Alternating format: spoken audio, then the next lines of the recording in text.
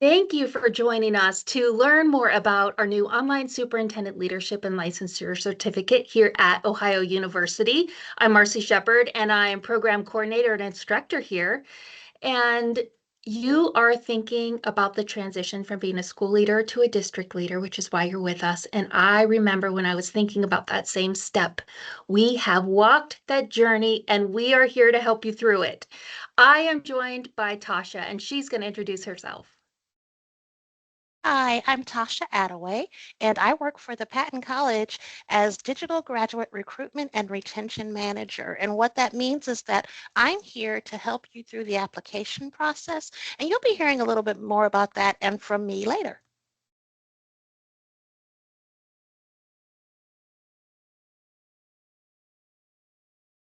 Goodness, there we go.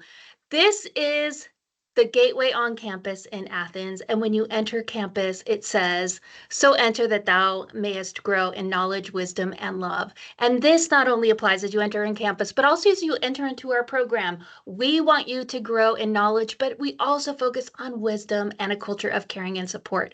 So to me, this really captures our value of leadership as service. And it connects to our values here at the Patton College, where our motto is called to lead, and called represents our values of being change agents and lifelong learners and embracing diversity through leadership. So we're so glad that you are called to lead. Our learning target for our time together is we are exploring the superintendent program to consider participation in it.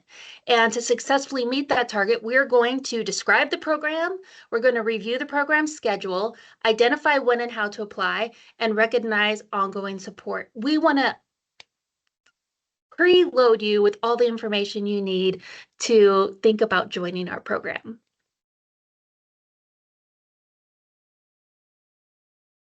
So let's start with describing the program. Our program is a cohort model, and I know as a student, I sought out cohort models. One reason is because they were more efficient. I liked that I didn't have to figure out which classes I was going to take next and hope that I could get into those classes, because in a cohort model, that's already planned out. I also found that I developed deeper relationships with classmates because we took these classes together throughout the program. So we were able to help each other, be a support for each other through the program. And even after programs are over, I remain connected to my cohorts. We continue to help each other. And I see our cohorts at Ohio doing that too, developing deep relationships and a network that lasts. Our program has also been updated. I've been teaching educational leadership classes since 2014, and I did that while I served as superintendent. Now here I am full-time at Ohio, but I'm very fresh out of the field of superintendency and really connected to current practice as well as what's happening in the state of Ohio. So we connect our program to what's happening now. So you are ready to step in to district level leadership and superintendency, and you're going to nail the interview too, but you're going to be ready for service as well. So here's an example. When we talk about doing an improvement plan, for example, everyone has to do that because of the National Education Leadership Standards. But here at Ohio, we use the Ohio Improvement Process. Which is what you have to use when you're a district leader. When we talk about instructional leadership in our classes, we address state priorities like developing a multi-tiered system of support, MTSS, around the early warning system of what our state calls the ABCs: attendance, behavior, course performance. So with attendance, as soon as the attendance guidebook came out, we were looking at Ohio's attendance playbook. We were looking at behavior as it relates to the requirements in Ohio around PBIS, course performance around the brand new work around high quality instructional materials, which in your schools you probably call it HQIM. So we are embedding what is happening right now in the state of Ohio into our coursework, so you are ready to step into interviews, step into leadership.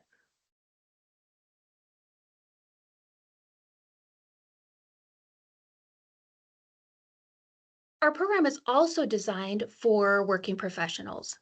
So we moved this superintendent program to online to save your travel time to campus, allow you to attend from wherever you are.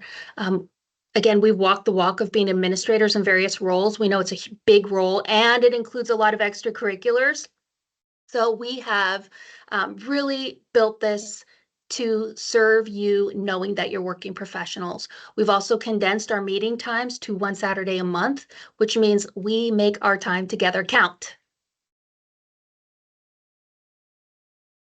All right, so we described the program. So now let's look at the nuts and bolts. Let's look at the program schedule. We're going to start really big picture and then continue to zoom in to show you what this really looks like. So big picture, you will take 2 courses in the fall with an internship and 2 courses in the spring with an internship. It's just a 2-semester program. It's just during that academic year. So to see the specifics of that, in the left-hand column, you're going to see the class titles that you're going to take fall and spring semester, and then the center column are how many credits they are per course. And then in the right column, you're going to see the standards that are associated with those courses, which really does paint a picture of the content of the course. So one example is in the fall, you're going to take Mission Vision and District Improvement, which is a 3-credit class.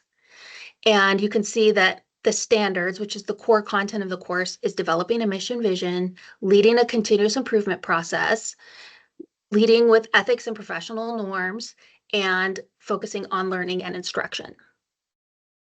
So you could take a look at what that looks like for the entire program. We've laid out the whole program and we're front loading you with all this information so you really have a big picture of what it looks like. So here's an example of our 24-25 school year schedule. So you can see how time is allocated to the 3 classes, but condensed to that 1 Saturday a month for 9 months.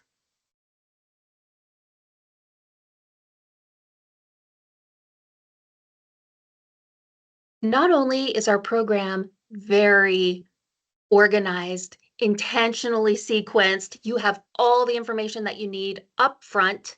Our individual courses are as well.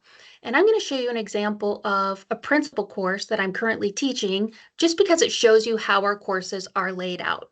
So this particular class has 3 sessions.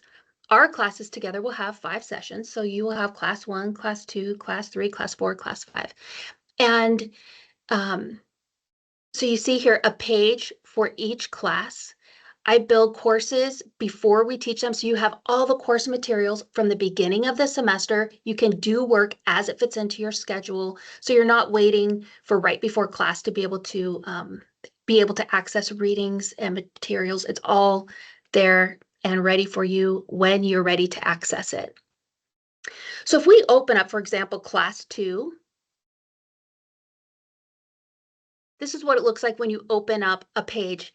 Each class session, you're going to have ahead of time the learning target and success criteria for the class. This one happens to be about leading a coherent curriculum instruction assessment and support system. And then you're going to see required readings that you would need to do before class. And you have the month to do those, and they're right here ready for whenever it works into your schedule. And then resources and references are not something you have to read before your class. It's just, these are things that are going to help you actually do the work when you are district leaders. You are walking out of our program with so many hands-on materials that are ready to you can plug into your leadership as they fit. So lots of resources in this example around leading curriculum adoption and alignment and instructional strategies and a balanced assessment system and helping all those things fit together in a multi-tiered system of support, what we call MTSS. All right, so that is the program schedule. I hope you are so excited about how the program is formatted, how you have all the information ahead of time, and how it's laid out to support you as learners that you are saying, sign me up. These changes to the program are exciting because we have streamlined the program so it is shorter. The courses are updated. They're intentionally sequenced. It is designed to develop leaders who graduate ready to lead in schools and districts and built with you in mind. So sign up, and here's how you do it. I'll give you just a glimpse of this web page, and then Tasha will talk more about the nuts and bolts of signing up. So when you go to Ohio University, honestly, I usually just Google Ohio University Superintendent Licensure. This page pops up. So you can navigate it there. If you land on a graduate program page, those are our degree programs. So our master's and PhD programs. This is a certificate or endorsement, so you want to go to that section and get to the superintendent license. There's an overview of the program. You see which courses you're taking, which semester, what you need to do to apply, and there's an apply now button. And Tasha's going to give you more information about applying. So when you click that Apply Now button, what you'll be taken to the Graduate College website where you'll see two options, and one is to apply for a degreed program and to apply for a non-degreed program. This certificate is a non-degree program. So what you'll do is you'll complete that non-degree application with your contact information, your educational background, and everything that's on that form. It also has a space for some supplemental materials. So what we ask for this certificate is that you provide a personal statement, and that statement just basically outlines what you want to do and why you're interested in this program, what your goals are. It's your introduction to us so that the faculty can make a decision about both where you fit well in the program and how best that they can serve you. So that's the goal of that. You'll also need to provide transcripts, and those transcripts need to come from both your undergrad and your graduate work. Now, the transcripts need to be official transcripts, which means that they should be supplied directly to the graduate college from the institution where you earned them. So what you'll need to do is to contact the registrar's office at that previous institution and follow their instructions to request the transcripts and have those transcripts sent. You can have them sent electronically to graduate@ohio.edu, and you will be receiving reminders about this as we move through the process. But that's the big thing. Transcripts are required. The personal statement is required.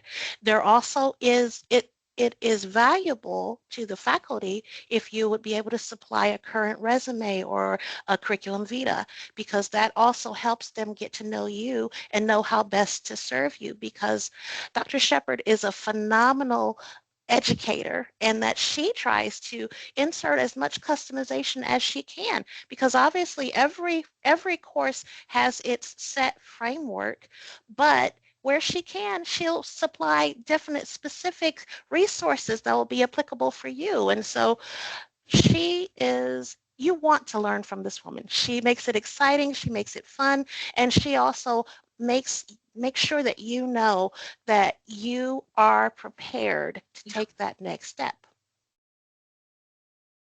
And so once you complete the application and submit it with the application fee, then it goes into the process, it goes into the graduate college queue. We will determine that we have all of the materials that are needed, and if something is needed, we will reach out to you, let you know that we don't have everything that we need. I work through that process with you. So if you have any questions at all about the application process, don't hesitate to reach out to me. Awesome. So many people here to help. And just a few reminders. This program starts in the fall, so applications are due July 30th, and you'll plug in the specific program code when you're applying, which gets you into the Superintendent Leadership and Licensure Certificate Program. All right, so next we are going to recognize some ongoing support. There's support at the university level. You saw the website has some information for you, and Tasha's team provides some support for you as well.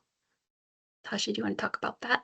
So the big thing to remember is that once you enter our program, you're an Ohio Bobcat, you are a Bobcat for life. And so that, honestly, membership has its privileges. So as part of the Ohio family and the Patton College family, we provide support in a lot of different ways. as I mentioned, I'm here to assist you through the application process because sometimes forms change and things change. If, for example, you went to the application form and it didn't let you plug in the code, but instead you couldn't find the name of the program, give me an email, give me a call, and I'll be here to reach out and to help you. And I have a link where you can schedule a virtual meeting with me and that we can walk through the application process if that's needed. Once you get through the application process, my colleague in the Center for Technology and Online Programs is Lisa Dale, and she will be sharing registration instructions and helping you walk through signing up for your classes and getting into making sure that you're in the systems properly. With that done, you also have supports that are to help you through should you need any accommodation for anything. We understand that life happens and people have different issues. Our university has an accessibility office, and so we provide support. And even though people think that it's not available for online students, it is because there are things that we can do, but we can't do it if we don't know it. So you have to make sure that you reach out and you let us help you. Reach out as early as possible. Let us know where you need assistance, and we can jump in and we can plug it in and we can help make things happen. Again, we know that life happens. So if you weren't able to if you started your fall quarter courses and you weren't able to immediately go to spring quarter courses, that's something where you have to stay in communication with your faculty member, and we will see if there is any way that we can make accommodations to help you through the process. But we know that you want to get through it as quickly as possible, so that's why it's this 2-semester program where you can get done and get right into the business of leading that district. Yeah, awesome.